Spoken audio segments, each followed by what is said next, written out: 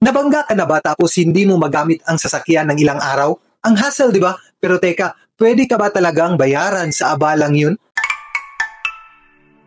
Ganito po yan, kapag property damage claim ang usapan, ibig sabihin, nabangga ka o may nabangga ka, sasakyan lang talaga ang covered ng insurance para ma-repair. Hindi po sakop ng insurance yung days na hindi mo magamit ang unit habang nasa talyer.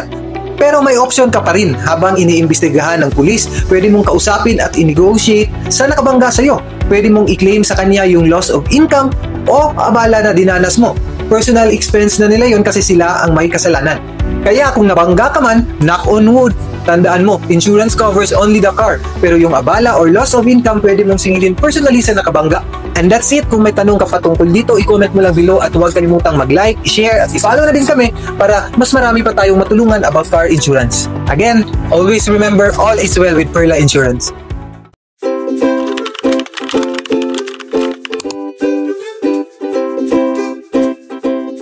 All is well, all is well.